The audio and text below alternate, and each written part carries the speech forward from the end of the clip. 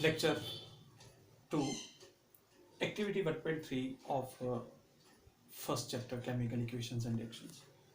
Activity 1.3, Activity 1.2 बीच में skip मैंने इस कारण किया है क्योंकि Activity 1.2 later on आने वाले एक टॉपिक के साथ कंसर्न है, डबल डिस्प्लेसमेंट रिएक्शन के साथ. वो हम लोग वहाँ उसके साथ ही डिस्कस कर लेंगे. तो एक्टिविटी 1.3 में आप लोगों को एक्टिविटी के साथ साथ आज केमिकल इक्वेशंस हम लोगों को दिमाग में रखनी कैसे हैं वो भी आपको मैं साथ साथ आज क्लियर करवाऊंगा. सो activity 1.3 is concern with the reaction of zinc with dilute hydrochloric acid.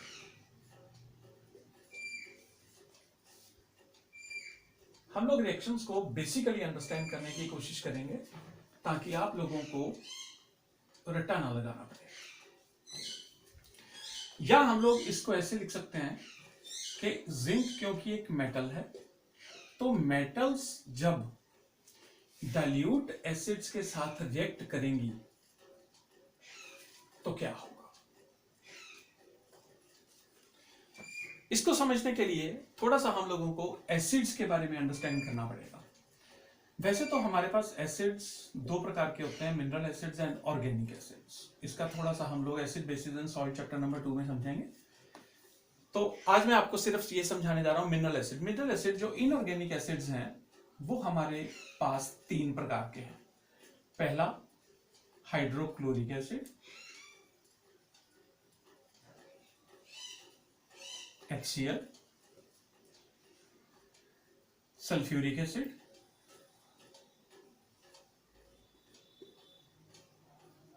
H2SO4,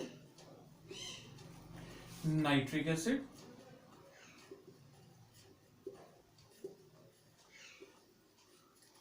HNO3. Generally हम लोग जब मेटल को डाइल्यूट एसिड के साथ रिएक्ट करवाने की बात करते हैं तो उसमें हम लोग नाइट्रिक एसिड को इन्वॉल्व नहीं करते. ये हम बाद में डिस्कस करेंगे कि ऐसा क्यों है. हम लोग अपनी डिस्कशन रखेंगे मेनली हाइड्रोक्लोरिक एसिड और H2SO4 पर. HNO3 को क्यों नहीं इंक्लूड करते इसके बारे में हम लोग metals and non metals chapter में डिस्कस करेंगे. अब फॉर्मूला अगर देखें HCl का तो एसिड दो कंपोनेंट्स का बना हुआ है. As you can see clearly कि इसमें एक कंपोनेंट है हाइड्रोजन और हाइड्रोजन के अलावा जो दूसरा कंपोनेंट यहां पे है क्लोराइड, वो सॉल्ट फॉर्मिंग पार्ट होता है. Salt forming part. Similarly H2SO4 में एक पार्ट हाइड्रोजन है जैसा कि आप सबको नजर आ रहा है और दूसरा पार्ट है सल्फेट. सल्फेट ये भी सॉल्ट फॉर्मिंग पार्ट हो गया. तो इसका मतलब ये हुआ कि एसिड दो पार्ट्स का बना होता है, हाइड्रोजन का और सॉल्ट फॉर्मिंग पार्ट का. जब भी मेटल डाइल्यूट एसिड के साथ रिएक्ट करती है जो सॉल्ट फॉर्मिंग पार्ट है वो हमेशा मेटल की तरफ शिफ्ट हो जाता है. नेचुरली अगर डाइल्यूट HCl में से क्लोराइड पार्ट मेटल की तरफ शिफ्ट हो जाएगा तो एक कंपोनेंट क्या बन गया आपका मेटल सॉल्ट, साथ में सिर्फ क्या रह गया हाइड्रोजन, तो हाइड्रोजन गैस रिलीज हो जाएगी. बड़ा सिंपल सा काम हो गया. फॉर एग्जाम्पल जिंक HCl के साथ रिएक्ट करेगा. आप लोगों ने हमेशा ये याद रखना है कि एसिड का सॉल्ट फॉर्मिंग पार्ट हमेशा मेटल की तरफ शिफ्ट होगा. क्लोराइड पार्ट अगर मेटल की तरफ शिफ्ट हो गया तो इसने क्या बना दिया, एक मिनट में आपका आंसर दे दोगे, जिंक क्लोराइड बनेगा. तो जिंक क्लोराइड बन गया. केमिकल फॉर्मूला जिंक क्लोराइड का ZnCl2 प्लस बाकी सिर्फ क्या बचा हाइड्रोजन. हाइड्रोजन गैस की फॉर्म में बाहर रिलीज हो जाएगी. अब ये जिंक क्लोराइड का फॉर्मूला ऐसा क्यों है, ये हम लोग एटम्स एंड मॉलिक्यूल्स में 9th क्लास में हम लोगों ने वैलेंसीज पढ़ी जिसमें हमने पढ़ा था जिंक की Zn2 पॉजिटिव और क्लोराइड होता है 1 नेगेटिव. क्रिस क्रॉस रूल हमने किया. क्रिस क्रॉस रूल से हम लोग फॉर्मूला बना रहे ZnCl2. तो ZnCl2 ऐसे बना. मतलब ये हुआ कि मेटल डाइल्यूट एसिड के साथ रिएक्ट कर रहा है तो आपको ये देखना डाइल्यूट एसिड है कौन सा. अगर HCl है तो क्लोराइड पार्ट मेटल की तरफ शिफ्ट होकर मेटल क्लोराइड बना देगा और अगर सल्फ्यूरिक एसिड है तो सल्फेट पार्ट मेटल की तरफ शिफ्ट हो जाएगा। रिएक्शन को अगर बैलेंस करें तो बहुत सिंपल है, जिंक इधर एक है, इधर भी एक है, हाइड्रोजन इधर एक है पर इधर दो है, तो इधर बराबर करने के लिए, इक्वल करने के लिए दो लगाना पड़ गया, मल्टीपल हमेशा आगे लगाएंगे। ऐसा करने से क्लोरीन भी दो हो गए, इधर भी क्लोरीन दो है, तो हमारी रिएक्शन बैलेंस हो गई। सिमिलरली अब हम लोग अगर बिना रट्टा लगाए किसी को यह समझाना चाहे कि हमारे पास एसिड जो है वो डाइल्यूट H2SO4 है, तो सीधी सी बात हम लोग उसको क्या समझा पाएंगे कि इसका सल्फेट पार्ट मेटल की तरफ चला गया। सल्फेट पार्ट मेटल की तरफ जाते ही ये जिंक सल्फेट बन जाएगा, साथ में हाइड्रोजन गैस रिलीज हो जाएगी। सिंपल सी बात है, ये आपका मेटल सॉल्ट बन गया। रिएक्शन अगर बैलेंस करें, जिंक इधर एक, हाइड्रोजन इधर दो, सल्फेट SO4 इधर है, SO4 ही इधर है, सल्फेट को पूरा एक यूनिट काउंट कर लो तो रिएक्शन आपकी बैलेंस होगी। दूसरी बात, हम लोगों को जिंक लैब के अंदर, ये बहुत इंपॉर्टेंट क्वेश्चन है, एमसीक्यूज में कई बार पूछा जा चुका है कि आपको लैब में जिंक किस फॉर्म में अवेलेबल है। जिंक हम लोगों को लैब में ग्रेन्यूल्स की फॉर्म में अवेलेबल है। क्लियर? ठीक, ग्रेन्यूल्स की फॉर्म में अवेलेबल है। जैसे ही HCl के साथ इसकी रिएक्शन स्टार्ट होगी, जिंक का कलर थोड़ा सा डल होना शुरू हो जाएगा, चेंज होना शुरू हो जाएगा, जिससे ये इंडिकेशन मिलनी शुरू हो जाएगी कि रिएक्शन प्रोसेस स्टार्ट हो चुकी है। Clear?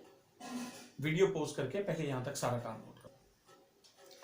Next topic is what are the various indications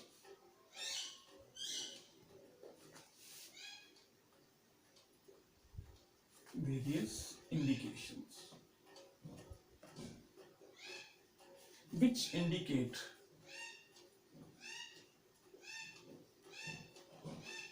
that chemical reaction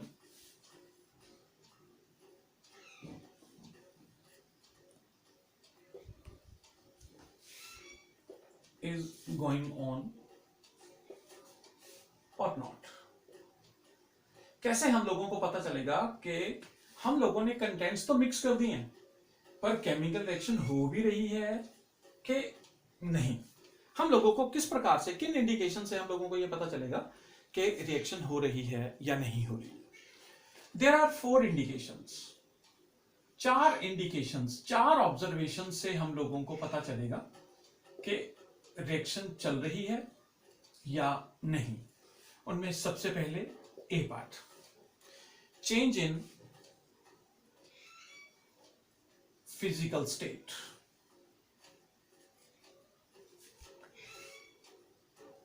अगर रिएक्शन के दौरान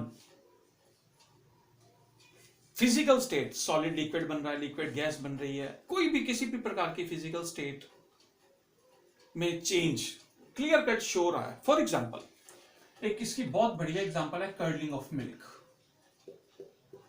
अब हम लोगों को कैसे इंडिकेट हुआ कि मिल्क कर्ड बन चुका है? बड़ी सिंपल सी बात है, मिल्क आपको किस फॉर्म में अवेलेबल है? लिक्विड फॉर्म में। क्लियर? आपने उसको कर्डलिंग के लिए रख दिया, बीच में क्या मिक्स किया? लैक्टोबैसिलस बैक्टीरिया को।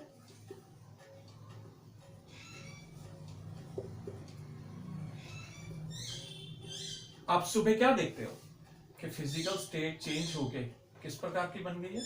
Semi solid curd.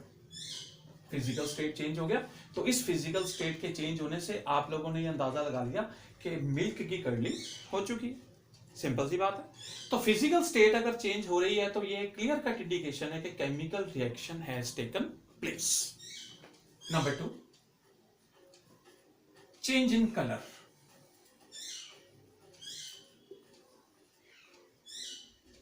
आपने रिएक्शन मिक्सचर उठाया, उसमें कंटेंट सारे के सारे डाल दिए, सारे के सारे डालने के बाद अगर आपको क्लियर कट ये ऑब्जर्व हो रहा है नेक्ड आई के साथ कि कलर चेंजेस हो रही हैं, तो वो एक क्लियर कट इंडिकेशन है। फॉर एग्जांपल, आयरन हम लोगों ने नेल्स की फॉर्म में लिया, कीले। आयरन नेल्स अगर बिल्कुल साफ सुथरी होंगी, प्योर होंगी, तो वो ग्रे कलर की होंगी। उसको हम लोगों ने कॉपर सल्फेट सॉल्यूशन लैब में मिल जाता है। Copper sulphate solution blue colour का। हम लोगों ने क्या किया, एक टेस्ट ट्यूब ली, टेस्ट ट्यूब के अंदर करीबन 10 to 20 ml हम लोगों ने कॉपर सल्फेट सॉल्यूशन ले लिया।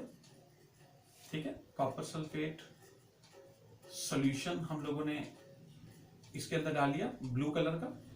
उसके अंदर हम लोगों ने थ्रेड के साथ छोटे छोटे आयरन नेल्स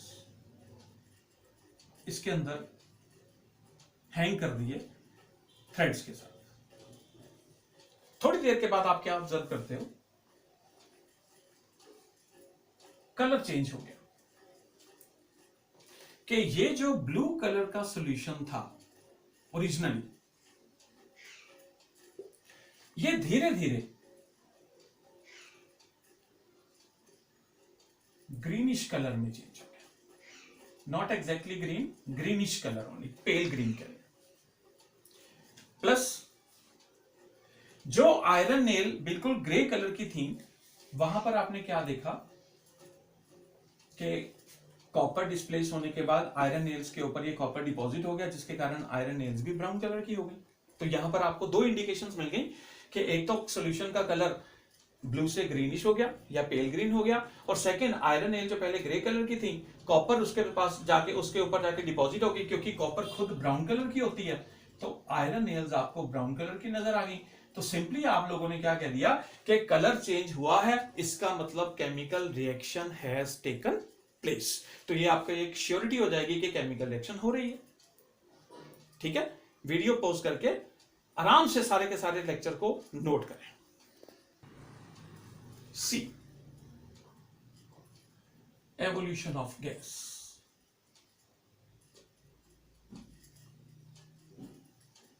रिएक्शन के दौरान कोई गैस रिलीज हो रही है, ये बड़े आराम से पता चल जाता है। रिएक्शन मिक्सचर में आराम से लिक्विड में बबलिंग शुरू हो जाएगी। अगर गैस कोई बाहर निकल रही है तो बबल्स आपको क्लियर कट दिखाई देंगे, जिससे ये पता चल रहा है कि केमिकल रिएक्शन हो रही है और कोई ना कोई गैस बाहर निकल रही है। जैसे कि मैंने अभी आपको समझाया कि अगर हम लोग जिंक और HCl को आपस में मिलाएं तो जिंक क्लोराइड तो बनेगा, साथ में कौन सी गैस रिलीज हो रही है, हाइड्रोजन गैस रिलीज हो रही है।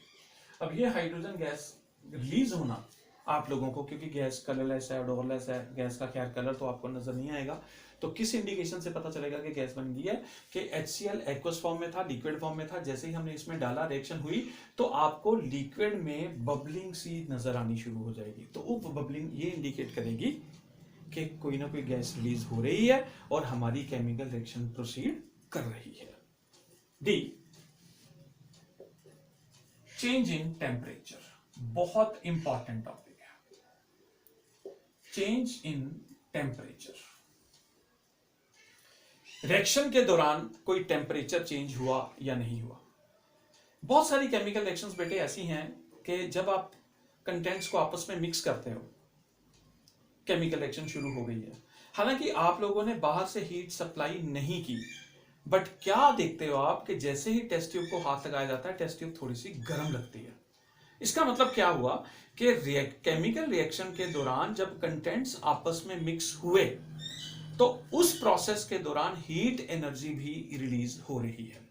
तो इसका मतलब क्या हुआ कि अगर रिएक्शन के दौरान किसी प्रकार की टेम्परेचर चेंजेस भी हम लोगों को नजर आ रही हैं, तो वो भी क्लियर कट इंडिकेशन होगी कि हमारी केमिकल रिएक्शन हो रही है।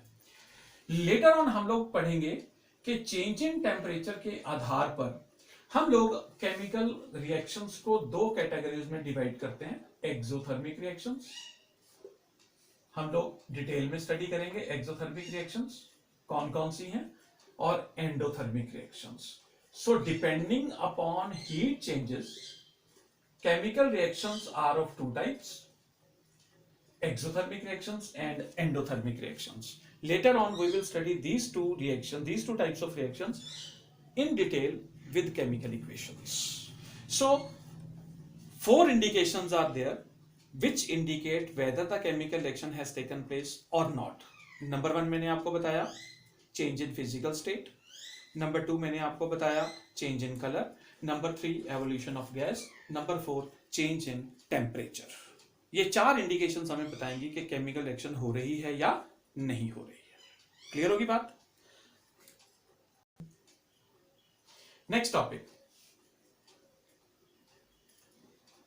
How to write a chemical equation. बहुत ध्यान से समझना बेटा सारा। अगर आपको सारा कुछ नोट करना है तो मैं जैसे जैसे टॉपिक समझाते समय बोलता हूं इंग्लिश में, तो आप लोग वीडियो को पॉज करके उसको एज सच अपनी कॉपीज के अंदर सेंटेंसेस की फॉर्म में लिख लो, आपके कंप्लीट नोट्स तैयार होने शुरू हो जाएंगे। अब केमिकल इक्वेशन हम लोग किस प्रकार से लिखते हैं, रिप्रेजेंट करते हैं? किसी भी केमिकल इक्वेशन को लिखने के हमारे पास 2 तरीके होते हैं। पहला तरीका word equation,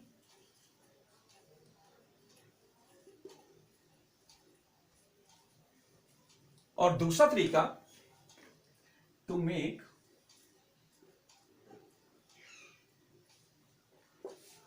a chemical equation more precise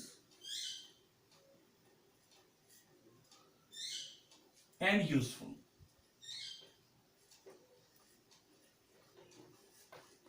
We write chemical equations by using symbols. तो इसका मतलब है रिएक्शन या तो वर्ड्स की फॉर्म में भी लिख लें, और अगर हम लोग प्रिसाइज और यूजफुल बनाना चाहते हैं केमिकल इक्वेशन को, और अच्छा एक्सप्रेसिव वे में देना चाहते हैं अपनी केमिकल इक्वेशन को, तो सिंबल्स की हेल्प से उसको रिप्रेजेंट करें। Word equation, as the term is indicating, writing a chemical equation in the form of words only. जैसे कि मैंने आपको बताया जिंक, अब मैं पूरा वर्ड्स में लिखूं जिंक प्लस हाइड्रोक्लोरिक एसिड,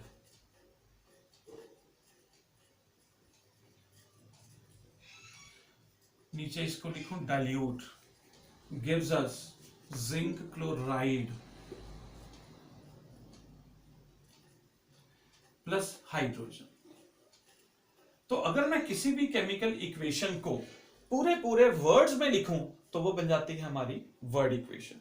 पर क्योंकि ये रिएक्शन केमिकल इक्वेशन ना प्रिसाइज है ना एक्सप्रेसिव है, तो उसको प्रिसाइज, यूजफुल और एक्सप्रेसिव बनाने के लिए हम लोग हमेशा क्या करते हैं, सिंबॉलिकली वी यूज सिंबल्स। जैसे जिंक का सिंबल Zn, हाइड्रोक्लोरिक एसिड का सिंबल और केमिकल फार्मूला HCl, नीचे हमने इंडिकेट किया डाइल्यूट, जिंक क्लोराइड का chemical formula ZnCl2 plus H2, symbols की हेल्प से हो गई। क्लियर? बाकी नेक्स्ट लेक्चर में